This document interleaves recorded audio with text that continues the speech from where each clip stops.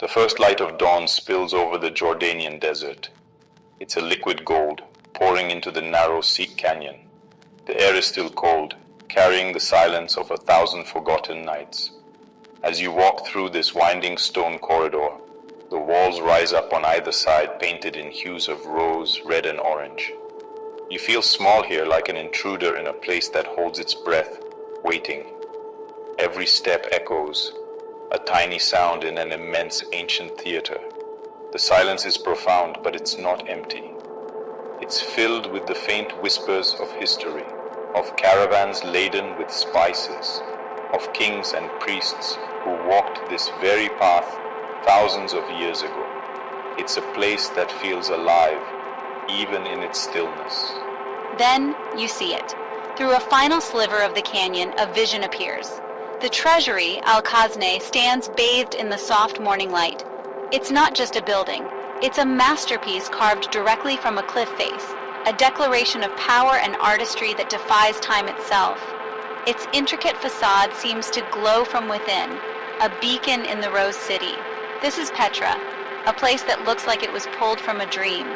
But as the sun climbs higher, casting long, dark shadows across the ancient plaza, you get a feeling, a sense that the true city, the one filled with real secrets, isn't the one you can see. It's the one hidden just beneath your feet. The beauty of Petra is almost overwhelming.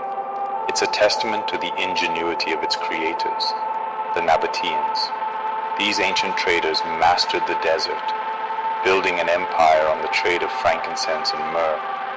They didn't just build a city. They sculpted it from the very earth, turning solid rock into temples, tombs, and homes. But the grandeur of the treasury and the monastery is deceptive. It's a magnificent curtain, hiding a much deeper, more complex story. The visible city is only a fraction of what once existed, and the true extent of this lost metropolis remains one of archaeology's greatest puzzles. It's a place that invites you in with its beauty, but challenges you with its mysteries.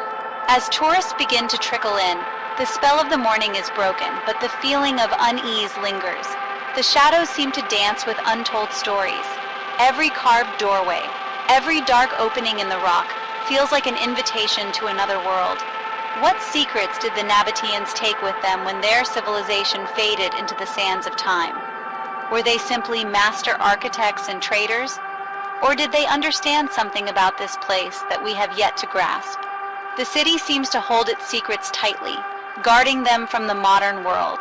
Standing before the treasury, you realize you're not just looking at ruins, you're standing on the edge of the unknown. The story of Petra, as we know it, begins with the Nabataeans over 2 millennia ago. They were a nomadic Arab tribe who settled in this remote valley, transforming it into a bustling hub of international trade. Their genius was in their ability to control and manage water in this arid landscape, using a complex system of dams, cisterns, and channels. This mastery allowed them to build a thriving capital, a safe haven for caravans traveling between Arabia, Egypt, and the Mediterranean. The city they carved from the rose-red sandstone was more than just a place to live. It was a statement, a symbol of their wealth and their deep connection to the land itself. But while historians and archaeologists have pieced together the story of their trade routes and their society, so much remains a mystery. The Nabataeans left behind no great works of literature, no detailed histories of their kings or their beliefs. Their story is told not in words, but in stone. The magnificent tombs that line the street of façades were built for the city's elite. But what about the ordinary people? Where did they live? What did they believe? The city is vast, spreading over miles of canyons and mountains, and much of it remains unexcavated, buried under layers of sand and time, its secrets waiting patiently. This is where the official history ends and the whispers begin. For centuries, explorers and local Bedouin tribes have spoken of another Petra, a subterranean world hidden beneath the city we see. They tell tales of secret tunnels connecting the great monuments, of hidden chambers filled with treasures beyond imagination, and of vast underground halls where the Nabataeans conducted sacred rituals away from the public eye. These stories were often dismissed as folklore, the romantic dreams of treasure hunters. But the sheer scale of the city makes you wonder, if they could carve a temple from a mountain, what else could they have carved below? The rumors aren't just old tales, they persist today. Modern adventurers who have spent time exploring the far reaches of Petra report strange occurrences. They speak of odd acoustic anomalies, where sounds seem to come from beneath the ground. They describe drafts of cool air emerging from sealed cracks in the rock on a windless day. Some have even claimed to hear faint rhythmic chanting coming from deep within the mountains at night. These accounts are often anecdotal, easily dismissed by skeptics. But taken together, they paint a tantalizing picture of a city that is far more complex and far more mysterious than it appears on the surface. The line between legend and fact began to blur in the 1990s. A team of archaeologists, armed with more than just shovels and brushes, decided to investigate some of the more persistent rumors. They were drawn to a series of unassuming tombs, far from the main tourist path. These structures looked simple from the outside, easily overlooked in a city of such grandeur. But the local Bedouin guides insisted these were places of great importance, gateways to the undersky world. The team decided to use ground-penetrating radar, a technology that could peer beneath the surface without moving a single stone, hoping to settle the rumors once and for all. What they found was astonishing. The radar revealed voids, anomalies deep within the rock beneath the tomb floors. These weren't natural caves or geological fissures. The shapes were too regular, too geometric. They appeared to be man-made chambers, connected by what looked like a network of narrow passages. The discovery sent a shockwave through the archaeological community. The legends were not just stories. It seemed there really was a hidden dimension to Petra, a subterranean layer that had been sealed and forgotten for centuries. The team had found the first concrete evidence of Petra's secret underworld. Excitement quickly turned to caution. Gaining access to these chambers would be incredibly difficult and dangerous. The structures above were fragile, and any attempt to drill or excavate could cause a catastrophic collapse, destroying both the tomb and whatever lay beneath. The team had to proceed with extreme care, using tiny fiber optic cameras threaded through small cracks in the rock. The initial images were grainy and inconclusive, showing little more than darkness and rock dust. But then one camera broke through into a small open space. For a fleeting moment, they saw smooth walls, sharp corners, and what looked like a carved stone altar before the camera failed. The discovery was never fully publicized. The challenges of a full-scale excavation were deemed too great, and the project was quietly put on hold. The official reason was the need to preserve the site, but whispers among those involved told a different story. They spoke of a strange feeling of being watched during their work, of equipment malfunctioning without explanation, and of a pervasive, oppressive silence that fell over the area whenever they got close to a breakthrough. The team had opened a door just a crack, offering a glimpse into Petra's hidden depths, but something seemed to be pushing back, eager to keep that door firmly shut. The Bedouin people, who have lived in and around Petra for, well, generations, have always known that the city is more than just stone and sand. Our legends, they don't really talk about lost gold or ancient kings. No, they speak of something much older and more powerful. We believe that Petra is guarded by Djinn, powerful, supernatural beings born of smokeless fire. These entities, they're not ghosts of the Nabataeans. They are ancient spirits of the desert itself, and Petra is honestly their domain. The Nabataeans, you see, they did not conquer this place. They made a pact with the Djinn, who allowed them to build their city in exchange for offerings and respect. These legends, they serve as a stark warning to anyone who would disturb the city's slumber.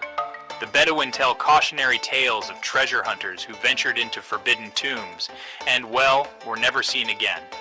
We speak of explorers driven mad by whispers carried on the wind, and of strange illnesses that befell those who removed even a single stone from the sacred precincts. According to our beliefs, the subterranean chambers discovered by archaeologists are not treasure vaults. They are the sealed domains of the Djinn. To open them would not be to uncover history, but to unleash a curse upon the world, breaking the ancient pact. You know, these stories might sound like superstition, but honestly, the experiences of modern visitors sometimes make them feel, really chilling. There are documented cases of researchers working late at night who have seen strange, flickering lights moving deep within the unexcavated parts of the city, places where no person could possibly be. Others have recorded these unexplainable sounds on their equipment, deep, guttural noises that are definitely not animal or human. One of the most unsettling things I heard about came from a geological survey team. They said their super-sensitive seismic sensors just went haywire, picking up vibrations that seemed to come from a single point deep beneath the monastery. It was like as if something immense was, stirring below. Is it all just a trick of the mind, the power of suggestion in a place steeped in myth? Or is there a genuine, unexplained phenomenon at work in Petra? We Bedouin, we would argue these are not malfunctions or coincidences, but warnings. The Djinn are the guardians of the city, making their presence known. They are reminding us that this is their home, and we are, well, merely guests. The curses and strange events, they're not meant to be malicious. They're a form of protection, a way to ensure that the deepest, most sacred secrets of the Rose City remain undisturbed, just as they have for 2,000 years. Just when it seemed Petra's mysteries couldn't get any deeper, modern technology, peeled back another layer. In 2016, archaeologists using high-resolution satellite imagery and drone photography made a discovery that, honestly, rewrote the map of the ancient city. Hidden in plain sight, buried under centuries of sand and debris just about half a mile south of the city center, was a structure of, monumental proportions. It was this massive flat platform, roughly the length of an Olympic swimming pool, and get this, twice as wide, with a grand staircase and a smaller building at its center. It was totally unlike anything ever found at Petra before. The sheer scale of the monument is staggering. It had remained completely invisible to the naked eye for centuries, its existence unsuspected by the millions who had walked right past it. This wasn't a tomb or a temple that had simply crumbled. It was an enormous ceremonial platform that had been deliberately buried or perhaps had succumbed to a cataclysmic event. Its discovery proved that even after decades of intense study, we had only scratched the surface of Petra. But the find raised more questions than it answered. What was its purpose? Who built it? And seriously, why was it hidden beneath the sand? The investigation of this new monument has been slow and honestly fraught with peculiar challenges. Teams working at the site have reported a strange, disorienting effect.